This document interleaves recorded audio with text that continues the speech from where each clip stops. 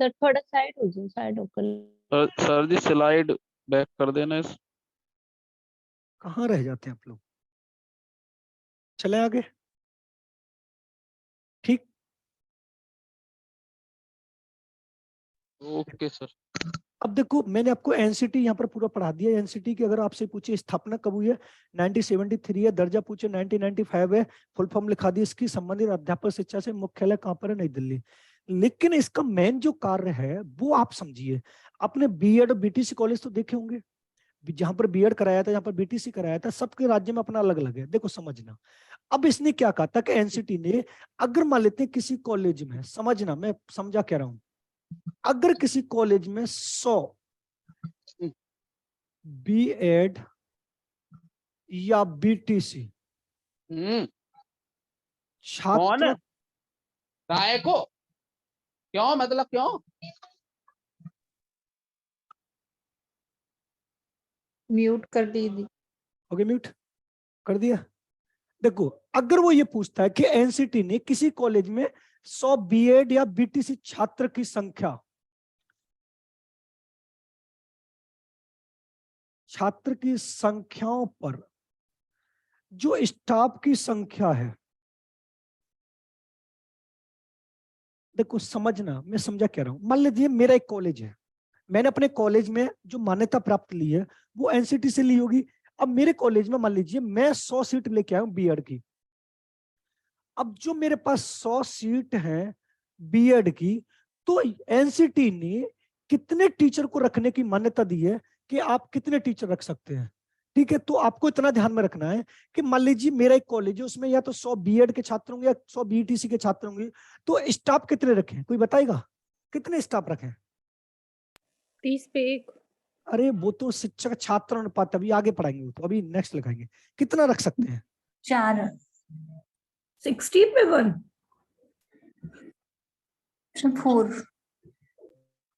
अरे ये सांची कौन है, ये कैमरे में क्या कर रहे हैं?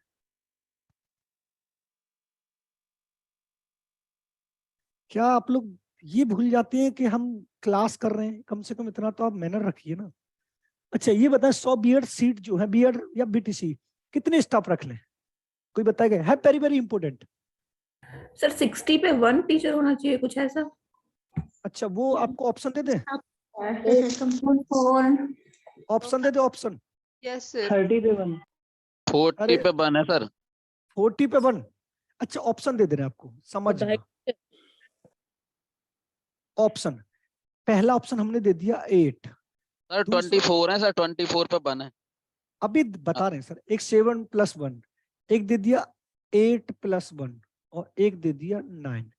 इनमें से स्टाफ की संख्या कितनी जो आप बता रहे हैं ना सर, वो टीचर और स्टूडेंट का अनुपात है जो प्राइमरी स्तर पर रखा गया है, वो अभी पढ़ाएंगे। 7 + 1। 7 + 1 पे कितने लोग हैं? लॉक कर दे 7 + 1। Yes sir 7 + 1। कंफर्म? कंफर्म कर लिया सर। कोई डाउट? कोई डाउट है? देखो अगर वो आपसे पूछता है कि 100 बीएड छात्रों पर स्टाफ की संख्या कितनी बतानी है, तो आपको बतानी है 7 + 1, यानी 7 टीचर होंगे और 1 एचओडी होगा। ये वाली बात ठीक है। लेकिन अगर यहीं पर 200 बीएड छात्रों पर कितनी होगी? अगर यहीं पर हम 200 कर ले तो फिर कितना कर लेंगे हम? 100 पे तो 7 + 1 होगी है, तो 200 पर कितना कर ले? 14 + 1। कितना? 14 + 2। 14 + 2 होगा या 15 + 1 होगा या 14 + 1 होगा या 16 + 1 होगा? कौन सा होगा? 15 + 1। लॉक कर दें? 14 + 1। 14 + 1। 14 + 1 होगा। देखो अगर 100 बीएड पे पूछेगा तो आपको बताना 15 + 1, क्योंकि एक डिपार्टमेंट में सिर्फ एक ही एचओडी तो होगा, और जो 2 एचओडी हो रहे हैं उसकी जगह 1 एचओडी हो जाएगा, और जो दूसरा एचओडी है वो टीचर में कन्वर्ट हो जाएगा। अगर आपसे ये पूछे कि 100 बीएड छात्रों पर स्टाफ की संख्या कितनी है, तो आपको बताना 7 + 1। अगर आपसे ये पूछे 200 बीएड छात्रों पर स्टाफ की संख्या कितनी है, तो आपको बताना है 15 + 1।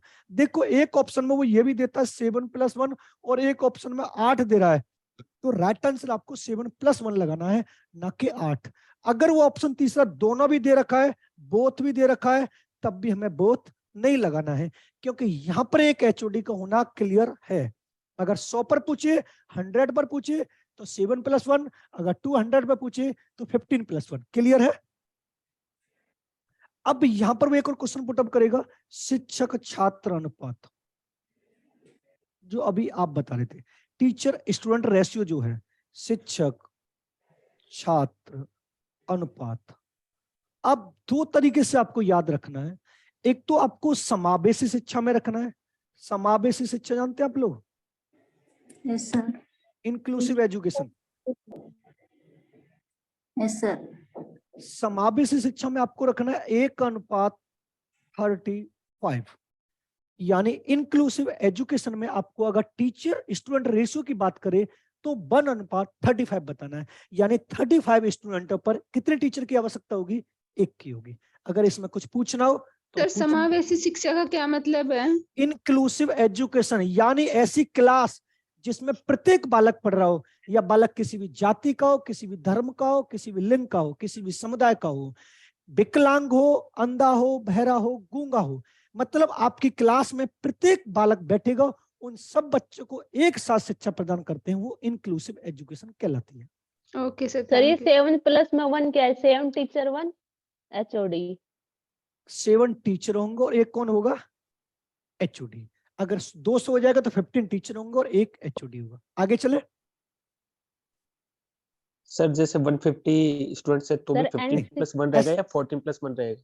नहीं, देखो एक बात यहाँ पर होती है कि 50 ऐसे सिटी ने अपनी अलग गाइडेंस जारी करती है, या तो आपको 100 सीट लेनी पड़ेंगी, या 200 लेनी पड़ेंगी, या 300 लेनी पड़ेंगी। ऐसा नहीं कि आप 100 सीटों की मान्यता है तो 50 ले लें, ऐसा नहीं होता। अगर आप किसी कॉलेज को ओपन कर रहे हैं तो आप अपने हिसाब से नहीं ले सकते। उसने गाइडलाइन जारी की है कि मिनिमम आपको 100 लेने, फिर उसके हिसाब से मैक्सिमम आप 200 ले सकते हैं, 300 भी नहीं ले सकते, क्योंकि 300 के लिए आपको बहुत बड़े स्कूल की आवश्यकता पड़ेगी, बहुत बड़े विद्यालय की आवश्यकता पड़ेगी, तो वहां पर आपको ओके सर। प्रॉब्लम होगी। ये होता है। ओके। आगे ओहो। आगे चले सेम ही तो है। Excuse me sir. जी। सर ये जो अच्छा, टीपीआर दो का डंडा रेशियो करो। 1:35 है सर, ये एलिमेंट्री स्कूल में भी मतलब लागू होगा ये? कौन से में? एलिमेंट्री स्कूल बिल्कुल। और समावेशी प्राइमरी स्कूल्स के लिए 1:30। समावेशी शिक्षा मतलब ये कलारी मैम, जो प्राइमरी एजुकेशन है, यहां पर देखो शिक्षा की हमारी नींव प्राइमरी से तो रखी जाती है। अगर प्राइमरी पे ही नामांकन संख्या कम हो रही है तो जूनियर में बच्चे कहां से आएंगे? हाई स्कूल में कहां से बच्चे आएंगे? अब बच्चे कम होने का मेन कारण ये होता है कि टीचरों का अनुपलब्ध होना। टीचर ही नहीं है पूर्ण रूप से तो कहां से कम होंगे ना बच्चे। तो इस वजह से आपको एनसीटी पढ़ाई जा रही है। क्लियर है भाई? अगर आप फिजिक्स किसी भी इंटर कॉलेज में लेक्चरर बनते हैं तो आपके लिए रेशो थोड़ी ना होगा ये वाला। आप तो ऑलरेडी पढ़ के आ चुके। प्राइमरी में जो टीचर बनेंगे उनके लिए आपसे पूछेगा। और पेडागोजी हमेशा, साइकोलॉजी हमेशा प्राइमरी से स्टार्ट होती है। और मैंने आपको पहली क्लास में आपको ये बताया था कि किशोरावस्था तक व्यक्ति के व्यवहार का अध्ययन करना होता है। अगर किशोरावस्था के बाद आप व्यक्ति के व्यवहार को सुधारना चाहें तो इम्पॉसिबल है, क्योंकि किशोर वो बाल शैशवावस्था में बच्चे के विकास की, ग्रोथ की नींव रखी जाती है। अगर उसे आप जैसा माहौल देंगे उसी के हिसाब से उसका ग्रोथ और डेवलपमेंट होगा। आगे सर चलो। हमने प्राइमरी में तो Yes, sir, right. 1:30 होता है ना प्राइमरी में तो। अभी दोबारा आप देखें चेंज हो गया है। ठीक है सर अभी लेटेस्ट ही पढ़ा था शायद। यस सर, 1:30 होता है। एक बार आप देखें दोबारा। सर ये एलिमेंट्री के लिए है, 1:30 जो है वो प्राइमरी के लिए करेक्ट है आई थिंक सर। अच्छा चलो ठीक है, एक बार आप देखना, फिर कल मिलते हैं इस वाले पे बहस करते हैं। ठीक है नहीं सर ये करेक्ट है, हाँ चलो, मैंने आपकी बात, प्राइमरी में 1:30 है सर। हाँ मैंने मान लिया आपकी बात। आगे चले, एक बार आप देखना। अब उसके बाद हम चलते हैं नेक्स्ट, NCERT। NCERT का नाम सुना है? अगर वो इसकी स्थापना पूछे तो 1 सितंबर। सर एनसीटी समझ में नहीं आए, फिर से बता दो क्या क्या होती समझ है में नहीं आया? एनसी? जब से कहां से आप, होती जब से क्या कहां है? थे आप, जब से कहां थे सर आप? खुद समझने की कोशिश कर रही थी। ये एनसीटी है। जब आप टीचर बनेंगे ना, टीचर जो आपकी सैलरी डिसाइड करेगी, आपको जो सिलेबस डिसाइड करेगी, ये एनसीटी ने तो डिसाइड किया है। जिसमें मैंने लिखा तो है ये अध्यापक शिक्षा से संबंधित है। अब इसने प्राइमरी पर बीएड पे जो गाइडलाइन जारी की है वो ये गाइडलाइन जारी की है कि अगर आप 100 बीएड के स्टूडेंटों को पढ़ाते हैं और जिस कॉलेज में पढ़ाना चाह रहे हैं तो उस कॉलेज में जो स्टाफ रखे जाएंगे वो 7 टीचर रखे जाएंगे और 1 एचओडी रखे जाएगा। अगर वहीं पर स्टूडेंटों की संख्या 200 हो जाती है। सर ये स्पेशल बीएड स्कूल कॉलेज के लिए क्या लिखा है मैंने यहाँ पर? जो सर बीएड जो स्कूलों में जो सर जो स्टूडेंट एंड टीचर का जो रेशियो होता है वो भी एनसीटी ही डिसाइड करती वो है। इसी ने डिसाइड किया, एनसीटी ने। राजस्थान से कोई है? राजस्थान से, राजस्थान से या यूपी से कोई है अभी? Yes sir. जी सर, कहाँ से आप? हम यूपी बुलंदशहर से हैं सर। जी, आप यूपी से। आप सुना सर, यूपी में आपने देखा होगा कि प्राइमरी में बीएड वालों को लागू कर दिया है, आपने देखा होगा सर। पहले क्या होता, अगर 2014 से पहले प्राइमरी में बीटीसी वाले लगते थे, लेकिन उसके बाद 2019 से बीएड वालों को भी प्राइमरी में लागू कर दिया है। कर दिया सर, यानी अप्लाई कर। लागू कर दिया। अब ये जो बीएड वाले पहले जूनियर वाले 6 to 8 में टीचर बनते थे, लेकिन एनसीटी ने ये बात बोल दी कि जिसमें जो भी काबिलियत होगी वो टीचर बन सकता है। ब्रिज पेपर वो कराएंगे सर, ये टेस्ट आ गए। बिल्कुल ब्रिज सर, कोर्स बोलते हैं जो 6 मंथ का कोर्स है, ब्रिज कोर्स है, वो ये जो मान्यता दी है वो एनसीटी ने तो दी है कि बीएड वाले प्राइमरी में जा सकते हैं। ऐसे ही राजस्थान में हुआ है। राजस्थान का जो पिछला रीट हुआ है उस रीट में भी उन्होंने ये बात बोल दी कि बीएड वाले भी प्राइमरी में जा सकते हैं, लेकिन राजस्थान वाले एनसीटी अप्रूव्ड करती है सर उसे। मैं बस वही तो समझाने की कोशिश कर रहा हूँ कि टीचर से संबंधित जो भी काबिलियत होगी वो एनसीटी रखेगी, आपको ये ध्यान रखना। आगे चले। Yes. अब देखो एनसीईआरटी आपसे पूछिए कि इसकी स्थापना कब हुई है, तो 1 सितंबर 1961 को 1961 में हुई है। लेकिन आपसे मेन क्वेश्चन आपसे मैं पूछता हूं कि एनसीईआरटी में किसका अध्ययन करते हैं, ये संबंधित किससे, कौन बताएगा? अगर मैं पूछूं एनसीईआरटी किससे संबंधित है? सर बीएड के किससे? बुक पब्लिश करते हैं सर। बुक पब्लिश करते हैं। और बताएं? पाठ्यक्रम डिसाइड करते हैं। डिसाइड करते हैं सर। ये क्या करते हैं? करिकुलम करते हैं डिसाइड सर। यस सर, ये पाठ्यक्रम से संबंधित है। हर किसी को पढ़ाना पड़ता है कि एनसीईआरटी पढ़ रहा हूं, पाठ्यक्रम से संबंधित। अब इसकी फुल फॉर्म की बात करें, national council of educational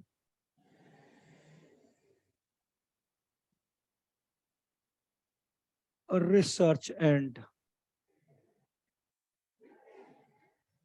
training.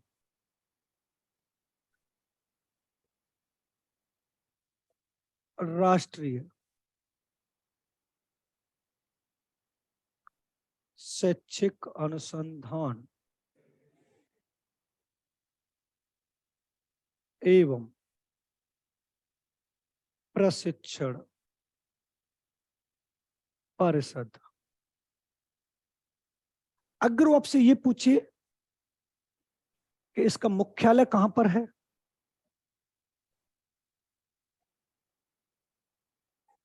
नई दिल्ली। जी, नई दिल्ली में।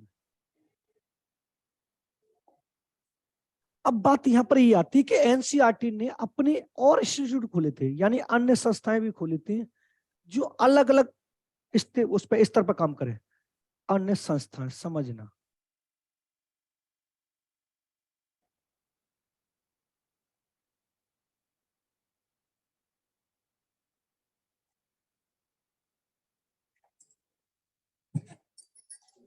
अब इन्होंने 3 खोले थे।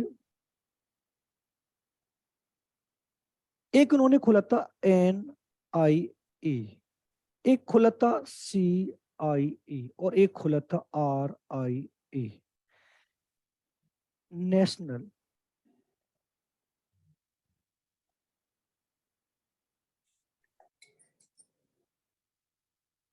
Institute of education. दूसरा खोला था central institute of education. Next खोला था रूरल इंस्टीट्यूट ऑफ एजुकेशन, यानी ये वाला जो कार्य करेगा वो राष्ट्रीय स्तर पर करेगा, ये वाला जो कार्य करेगा वो केंद्र लेवल पर करेगा,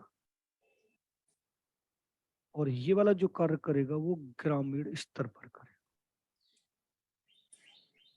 अब जो पाठ्यक्रम जिस लेवल पे जिस तरीके से लागू किया जाना है वो एनसीईआरटी डिसाइड करती है।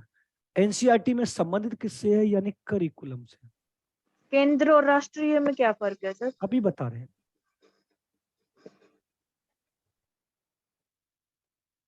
कभी कभी कुछ पाठ्यक्रम हमें इंटरनेशनल लेवल का रखना पड़ता है। G20 शिखर सम्मेलन का नाम सुना है, ग्लोबल वार्मिंग का नाम सुना होगा। Yes, sir.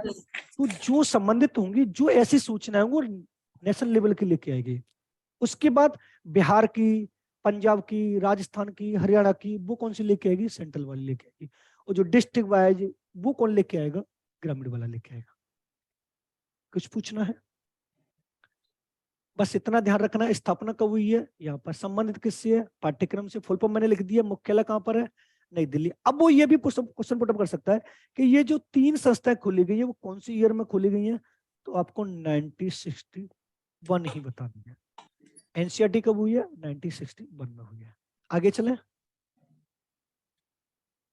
यस तीनों रूरल के आगे क्या लिखा हुआ है हिंदी में, रूरल के आगे? ग्रामीण। सर ये तीनों 1961 में आई। तीनों 1961 में ही एनसीईआरटी ने स्थापना की थी, तीनों की। क्लियर है? सर नेशनल और सेंट्रल में डिफरेंस बता दो। कौन सा? नेशनल और सेंट्रल वाले में। देखो, जहां पर इंटरनेशनल लेवल से संबंधित जो भी सूचनाएं होंगी वो नेशनल लेवल की कलेक्ट करके लेगी पाठ्यक्रम से संबंधित, और जहां पर सारे स्टेटों की जो भी सूचनाएं होंगी वो सेंट्रल पे आके कलेक्ट होंगी, और जहां पर डिस्ट्रिक्ट लेवल की सूचनाएं होंगी वो रूरल वाला काम करेगा। ऐसे है। नेक्स्ट, अब उसके बाद आता है यूजीसी। देखो, यूजीसी की स्थापना मैंने आपको बता दिया 1935 में, और संवैधानिक दर्जा मैंने आपको बताया 1956 में। अब बात यहां पर ये आती है कि संबंधित किससे है, संबंधित किससे है, तो कोई बताएगा? तो आपको बताना है उच्च शिक्षा, उच्च शिक्षा,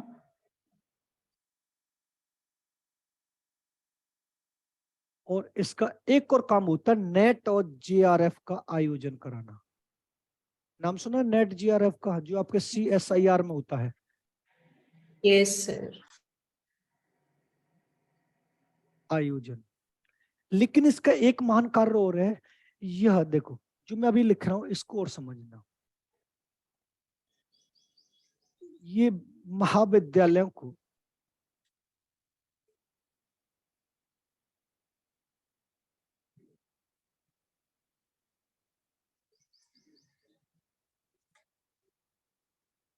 ग्रेड प्रदान करने का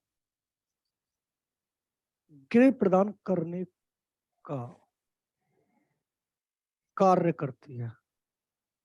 अब आपने देखो ग्रेड प्रदान कैसे किए जाते हैं। जैसे देखा होगा आपने, किसी कॉलेज को A+ मिला हुआ है, B+ मिला हुआ है, किसी को A++ मिला हुआ है, किसी को B++ मिला हुआ है। आपने देखा होगा किसी कॉलेज के बाहर लगा होता है कि NAAC द्वारा मान्यता प्राप्त होती है, NAAC। ग्रेड करते हैं सर ये डोनेट? हाँ, अभी बता रहा हूँ। देखो, अब देखो समझना, नोट डल गई है। महाविद्यालय ग्रेड प्रदान करती है। अब जो मैं लिख रहा हूँ आपको तब और समझ में आ जाएगा। देखो, यूजीसी ने महाविद्यालय को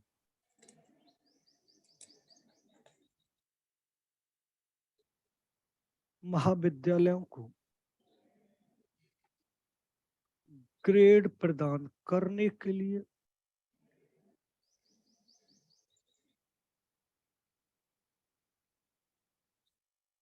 (1994) में NAAC NAAC की स्थापना की। NAAC आपने देखो किसी कॉलेज के बाहर लगा होगा कि NAAC द्वारा मान्यता प्राप्त। अगर वो आपसे ये पूछे इसका मुख्यालय कहाँ पर है, तो आपको बताना है बंगलौर। क्लियर है? अब नेक क्या होता है, पहले इसको पूरा लिख दे रहा हूँ, फिर मैं आपको पूरा समझाऊंगा। NAAC, इसकी फुल फॉर्म देखेंगे नेशनल असेसमेंट एक्रीडिटेशन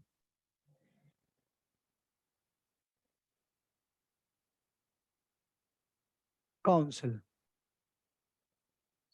हिंदी में बोलेंगे राष्ट्रीय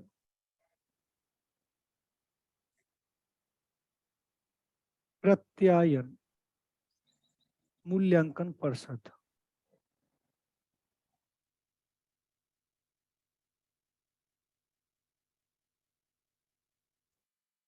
देखो, अब आपने किसी कॉलेज के बाहर देखा होगा कि कॉलेज के बाहर के नेक द्वारा मान्यता प्राप्त, यानी नेक द्वारा ग्रेड A+ होता है या B+ होता है या C+ होता है। जैसे A+ हो गया, B++ हो गया, C+ हो गया या A हो गया। ये जो किसी कॉलेज को, जो कॉलेज डिग्री कॉलेज होते हैं, उनको मान्यता प्रदान यानी उनको ग्रेड प्रदान करने के लिए यूजीसी किसको लेके आया था? NAAC को। अब कॉलेज ग्रेड, एंड यूनिवर्सिटी दोनों ही आएगा ना सर? जी जी, देखो अब बात यहाँ पर ये होती है कि ग्रेड प्रदान कैसे किए जाते हैं। मान लेते हैं एग्जाम्पल के थ्रू समझना, मान लेते हैं इसकी जो ग्रेड प्रदान है वो कैसे किए जाते हैं। मान लेते हैं ये एक कॉलेज है, समझना, ये कॉलेज है और इस कॉलेज में ग्रेड प्रदान कर देते हैं और ये कॉलेज इस व्यक्ति का है। अब ये व्यक्ति अपने कॉलेज का नेक कराना चाहता है, नेक इंस्पेक्शन जो बोलते हैं, नेक मूल्यांकन जो बोलते हैं, वो कराना चाहता है। तो ये अपने कॉलेज की एक फाइल बनाएगा। फाइल कैसे बनाएगा? ये अपने इस कॉलेज की फाइल बनाएगा और उस फाइल में जो जो मेंशन करेगा, जो जो उसके कॉलेज में सुविधा फैसिलिटी है। मान लीजिए इसने बताया कि मेरे कॉलेज में 3 लैब हैं, मेरे कॉलेज की 2 मंजिला इमारत है, मेरे कॉलेज में 70+ स्टाफ है, मेरे कॉलेज में बाकायदा ये रिकॉर्ड है। ये सब कुछ उसने एक फाइल में मेंशन किया और ये फाइल यूजीसी और नेक के पास जाएगी, यूजीसी के पास जाएगी, यूजीसी नेक के पास भेज देता है। अब उसके बाद जैसे इसने फाइल पेश की, तो जब फाइल पेश करने के बाद नेक से मुश्किल से कम 4 से 6 जो प्रोफेसर हुआ करते हैं, जो ऑफिसर हुआ करते हैं, वो अपनी फाइल लेके आएंगे खाली, और वो वाली फाइल लेके आएंगे जो कॉलेज वालों ने प्रस्तुत की है। अब मान ली ये वाली फाइल कॉलेज वालों की है और ये फाइल उनके हाथ में है, तो वो उस वाली फाइल का एक पेज निकालेंगे और अपनी फाइल को, तो वो ये देखेंगे कि इस वाले जो प्रिंसिपल है, इस वाले सचिव ने जिस कॉलेज का वो करवा रहा है, उसने लिखा है कि मेरे कॉलेज में 3 लैब है। तो वो 3 लैबों को चेक करेंगे, अगर 3 की जगह 2 पाती है तो उसके आगे वो लिख लेते हैं कि 2 लैब। अब ये करने के बाद वो जो जो उसने रिकॉर्ड प्रस्तुत किया है अपनी फाइल में अपने कॉलेज का, वो पूरा मेंशन करके वो एक बार में चले जाते हैं। यानी 3 बार में हुआ, मैं पहले बता रहा हूँ। पहली बार में एक फाइल कॉलेज वाले ने की, फिर दूसरी बार में नेक के ऑफिसर आए, फिर तीसरी बार, पहली बार में फाइल मेंशन कर दी, दूसरी बार नेक के ऑफिसर जो आए फाइल को पूरी तरह से मेंशन करके ले गए और देख कर गए जो जो कार्य हमने इसने लिखा है वो है या नहीं। फिर तीसरी बार जब थर्ड टाइम जो आएंगे, वहां से 3 से 4, या तो 3 आएंगे मिनिमम या 4 आएंगे मैक्सिमम, 3 से 4 प्रोफेसर आएंगे जो ज्यादा एक्सपीरियंस होंगे। फिर वो दोबारा से उस कॉलेज को मूल्यांकन करेंगे, उसका इंस्पेक्शन करेंगे। उसके बाद फिर एक मीटिंग होगी, फिर मीटिंग के बाद वो डिसाइड करते हैं कि आपका कॉलेज A+ के लिए है, आपका कॉलेज B+ के लिए है, आपका कॉलेज C ग्रेड के लिए है। अब ये पहले क्या होता था, 1994 से लेकर 1999 या 1994 से लेकर 2000 या 2001 तक ये जो कार्य था वो बड़ी ईमानदारी से हो रहा था। लेकिन उसके बाद इसमें भी भ्रष्टाचार करने लगा। मान लीजिए मैं इस कॉलेज का एक सेक्रेटरी हूं, उसके बाद मैंने अपने कॉलेज का नेक एक्सपेंशन कराया, उसके बाद इस जो ऑफिसर थे 4, इन्होंने बोला कि मेरा जो कॉलेज है वो C+ के लिए, C ग्रेड के लायक है। मैंने उन ऑफिसरों से ये बात बोला कि सर आप कुछ देख लीजिए, मेरे कॉलेज को A+ ग्रेड दे दिए। उन्होंने बोला आपके कॉलेज में ऐसी फैसिलिटी है ही नहीं जो ग्रेड A दे दिया जाए, कि सर कुछ आपका सेवाएं हो जाएगी, जो आप जानते होंगे भ्रष्टाचार जो रिश्वत होती है। अब इन्होंने क्या बोला, जो मैं था, मैंने इन चारों को बोला कि मैं आपको 4 लाख रुपए दूंगा और आपको C की जगह A+ मेंशन करना है। उनको 10 मिनट का टाइम दिया गया, उन्होंने A+ कर दिया। अब फिलहाल में वर्तमान में आपने देखा होगा, तो जब हम किसी कॉलेज या उसके लिए मान्यता लेने जाते हैं तो बिल्डिंग थोड़ी सी बनाई है उसी की तर्ज पर हम बहुत सारी डिग्रियों की मान्यता लेकर आ जाते हैं। वो किस वजह से? क्योंकि यहाँ पर जो पैसा चलता है इस वजह से हमें मान्यता मिल जाती है। अब जो हमें मान्यता महा डिग्री कॉलेज, जो डिग्री कॉलेज होते हैं, जैसे ग्रेजुएशन लेके आना है तो वो यूजीसी हमें मान्यता प्राप्त लेके आना है। अब यूजीसी हमने बनाया मुश्किल से 10 से 12 कमरे, और डिग्री हम बहुत सारी लिए, बीए भी लिया, बीएससी, बीकॉम, और यूजीसी को थोड़ा सा पैसा दिया, उसके बाद हमारे कॉलेज चल रहे हैं। जो ये यूजीसी को लाने का मैंने उद्देश्य ये था कि उच्च शिक्षा में बहुत भ्रष्टाचार हो रहा था, ढंग से पढ़ाई नहीं हो पा रही थी, ठीक से एजुकेशन की प्रोग्रेस नहीं हो पा रही थी। तब जाके 1994 में स्कूल लेके आए थे, जो मैंने अभी यहाँ पर लिखा है नेक। लेकिन ये भी मुश्किल से 6 से 7 साल तक अच्छी तरीके से काम करना नहीं पड़ी। फिर उसके बाद इसका ये हल हो गया। जो विद्यालय और महाविद्यालयों को जो ग्रेड प्रदान करती है वो नेक करती है, और नेक की स्थापना पूछे तो आपको बताना 1994 में। अगर आपसे पूछे इसका मुख्यालय कहाँ पर है, बंगलौर है। इसकी फुल फॉर्म मैंने ये लिख दी, कुछ डाउट हो तो पूछ लीजिए। आगे चले। यस सर अब तो यूजीसी खत्म हो गया है ना, उसके बदले आपने बताया अभी उसका नया नाम हुआ है, खत्म नहीं हुआ है। यूजीसी जो कार्य कर रही थी उसको HEGC करेगी। अब यूजीसी आपने देखा होगा, जो नेट, और मैंने यहाँ पर ये लिखा नेट और जीआरएफ, इसको पहले यूजीसी कराता था, फिर अब उसको ये दे दिया NTA, नेशनल टेस्टिंग एजेंसी। काम वो ही होते हैं। मैंने आपको एक बात ये बताई, ये सारे आयोग जितने कमीशन मैंने आपको पढ़ाए हैं सेम डिक्टो वही काम कर रहे हैं, लेकिन जो व्यक्ति जिस आयोग की पदवी पर बैठ गया फिर वो अपना नाम देगा ना। अब जो मैंने आपको एक बात ये बताई थी मिड डे मील वाली, इसको थोड़ा समझे। मिड डे मील वाली 1995 में भी वही वाली बात थी, 2004 में भी वही वाली बात थी, और 2020 में भी वही वाली बात है, लेकिन तीनों के नाम चेंज हो गए ना। अब वर्तमान में प्रधानमंत्री पोषण योजना हो गई है, तो क्या प्रधानमंत्री पोषण योजना में पका खाना नहीं मिल रहा? पका खाना 2004 में नहीं मिल रहा था, और जो पका खाने की जगह 1995 में 3 किलो गेहूं नहीं मिल रहे थे। काम वो ही होते हैं। अब कहते हैं ना, जैसे मान लेते हैं आपको किसी भी कुर्सी पे बैठा दिया जाए, तो आप अगर 10 दिन के लिए बैठेंगे तो 10 दिन में कोई ना कोई अपनी एक छाप तो छोड़ेंगे, जो दूसरा आपकी कुर्सी पे आके बैठेगा तो आपको याद रखे। वो बस इतना हो जाता है। यूजीसी जो कार्य करी थी उसको एजीसी भी ये भी करेगी। तो इसका नया नाम मैंने अभी आपको बताया जी वाला। तो डेवलपमेंट चलता रहे सर, बस प्रोग्रेस होती रहती है, मॉडिफाई होता रहता है, बाकी सेम और काम वही होते रहते हैं। अब मान लेते हैं ये वाली बात है, जैसे कि अब यूजीसी की जगह कोई और नया आयोग आएगा, तो क्या यूजीसी को हम बुला देंगे? नहीं, याद ये अपनी जगह पर रहेगी, वो अपनी जगह पर रहेगी, मॉडिफाई होते रहते हैं सब कुछ। आगे पूछिए। सर ये कॉलेज को ये मान्यता देती है, सर स्कूल को कैसे, उसको रजिस्ट्रेशन नंबर उसको कौन मान्यता देता है? कौन से स्कूल को? आयोग देता आयोग, प्राइवेट स्कूल जो जैसे उसको एफिलेट करते हैं ना, तो आयोग सीबीएसई बोर्ड है, यूपी बोर्ड है, ये देता। कभी कभी तो मैम डाउट में ये रहता है कि आप बुरा मत मानिएगा, सच में आप इंटर कॉलेज के लेक्चरर बनने जा रहे हैं। बाकायदा हर किसी पे लिखा हुआ है कि यूपी बोर्ड, उत्तर प्रदेश माध्यमिक शिक्षा परिषद, केंद्रीय शिक्षा बोर्ड माध्यमिक परिषद। जी बोला सीबीएसई वाला सीबीएसई को देता है, यूपी वाला यूपी को देता है। अगर मान लेते हैं आपका बिहार से है तो बिहार वाला बोर्ड देगा आपको, अगर आप हरियाणा से तो हरियाणा वाला। अब इसमें कुछ लोग HPSC के होंगे, HPSC के हैं, HPSC है नहीं है? Yes sir. लेकिन UPHEC इसका नाम सुना है? अब देखो, अगर आप हरियाणा में एक असिस्टेंट प्रोफेसर बनेंगे तो आपको किससे सामना करना पड़ेगा? HPSC। लेकिन आप यूपी में असिस्टेंट प्रोफेसर बनेंगे तो आपको UPHESC का, Uttar Pradesh higher education commission से सामना करना पड़ेगा। वो तो उन्होंने अपने अपने स्टेट के अलग अलग बांट रखे हैं। लेकिन सीबीएसई जो बोर्ड है, आपने DPSC का नाम सुना होगा, DPS की फुल फॉर्म पता है? दिल्ली पब्लिक। ये तो पूरी ऑल इंडिया में ना, इसकी तो अपनी अलग अलग ब्रांच है, ये तो पूरी ऑल इंडिया में है। अब ऐसे KVS का नाम सुना है? केंद्रीय विद्यालय। अब KVS जो है पूरी ऑल इंडिया में होगा ना, किसी राज्य से संबंधित तो नहीं। आप कर्नाटक में भी जा सकते हैं, आप हरियाणा में भी जा सकते हैं, आप राजस्थान में भी जा सकते हैं, आप पंजाब में भी जा सकते हैं। लेकिन स्टेट लेवल पर अगर आप देंगे, अब जैसे HPSC वाले HPSC का पेपर पास करेंगे और आप ये कहें कि हमें यूपी में जॉब मिल जाए, तो ये तो इम्पॉसिबल है ना। लेकिन नेशनल लेवल की बात होगी तो ये वाला है, मैंने आपको बताया तो है, UGC, यूनिवर्सिटी विश्वविद्यालय अनुदान आयोग। आगे चले। Yes sir. तो कौन ग्रेड देता है? देखो, अब उसके बाद आता है AICTE। AICTE नाम सुना है? Yes sir. अगर वो आपसे स्थापना की बात करे तो आपको बताना 1945। अगर आपसे दर्जा की बात करे तो आपको बताना 9087। फुल फॉर्म की बात करें इसकी, all India council of technical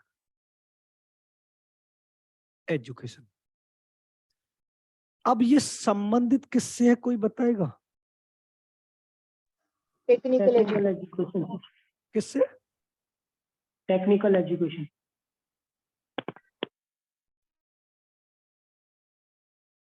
अच्छा, जो टेक्निकल कॉलेज होते हैं, किसी एक का नाम याद है आपको? टेक्निकल कॉलेज, IIT, NIT, एक किसी कोर्स का नाम बता देंगे आप? टेक्निकल कॉलेज के किसी एक कोर्स का नाम। कंप्यूटर साइंस, बीटेक, ITI, देखो, हाँ, जो बीटेक एमटेक जो होते हैं, देखो MCA अब बात, सर। देखो, हाँ देखो, अगर वो आपसे ये पूछे कि AICTE की स्थापना कब हुई है, तो 1945 में हुई है। अगर आपसे ये पूछे इसको दर्जा कब मिला है, तो 1987 में मिला है। इसकी फुल फॉर्म मैंने लिख दी, और संबंधित किससे इससे होती है? दर्जा मिलना मतलब क्या सर? कार्यभार करना स्टार्ट कर देता है ये। नहीं, अब इंग्लिश में क्या बोलेंगे दर्जा मिलने को? Affiliation, recognition. हाँ, ऐसे बोल सकते, रिकॉग्निशन, हाँ, या फिर ऐसा बोल सकते हैं एक्शन में लेना, एक्शन में।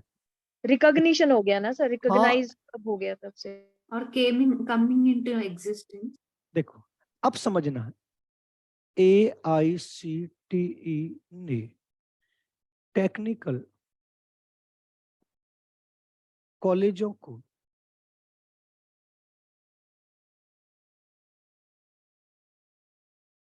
ग्रेड प्रदान करने के लिए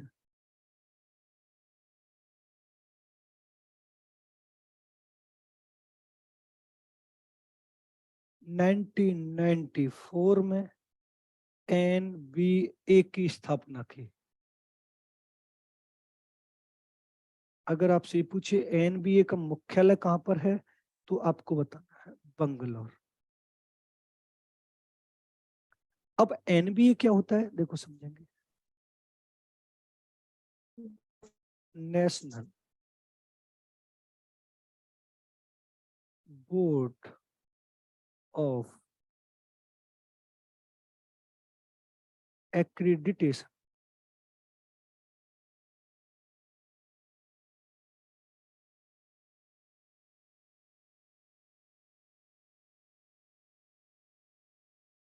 राष्ट्रीय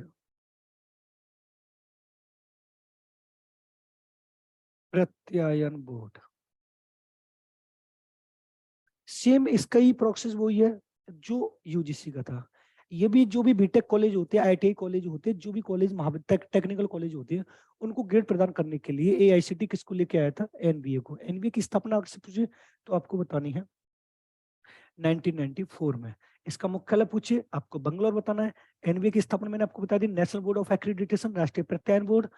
AICTE स्थापना 1945, दर्जा 1987, संबंधित किससे है? टेक्निकल एजुकेशन से। अच्छा, टेक्निकल तकनीकी को हिंदी में क्या बोलते हैं, पता है क्या कोई? तकनीकी को हिंदी में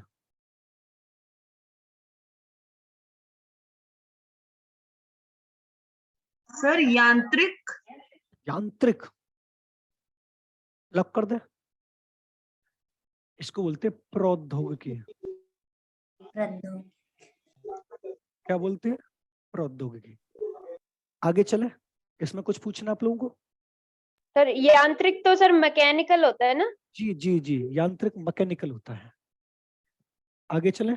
राष्ट्रीय प्रत्यायन बोर्ड। जी, प्रत्यायन बोर्ड। सर जो जी। आपने HPSC का बताया है, जी। एक्चुअली सर HPSC तो सिर्फ एग्जाम ही कंडक्ट करता है ना, वो एफिलिएशन थोड़ी देता है। मैंने कब बोला है क्वालिफिकेशन देता है? I am not saying qualification, affiliation. तो मैंने तो ये वाली बात बोली नहीं। मैंने नहीं तो नहीं, एक बच्चे ने अभी क्वेश्चन पूछा था ना कि सर स्कूल्स को एफिलिएशन कौन देता है? मैंने आपको ये वाली बात बताई थी, बोर्ड के CBSE वाला CBSE को देगा और यूपी वाला यूपी को देगा। HPSC जो कंडक्ट करा रहा, तो आप जो टीचर बनेंगे वो हरियाणा में बनेंगे, ना कि यूपी में। अगर यूपी में आपको टीचर कराना है तो उसको यूपी HESC कराएगा, उसी के तर्ज मैंने आपको ये बताया कि यूजीसी का जो नेट का जो आयोजन करा रहा है वो एनटीए करा रहा है। मैंने आपको ये बताया था, मैंने ये कब बताया था? HPSC आयोग है जो ये एग्जाम कंडक्ट करवाता है और हरियाणा हाँ, बोर्ड है मैं अलग से। अरे मैडम जी, sir. मैं यही वाली बात तो आपको समझा रहा हूँ, और क्या बता रहा हूँ। आगे चले, आगे चले। Yes, sir. Yes Yes, sir.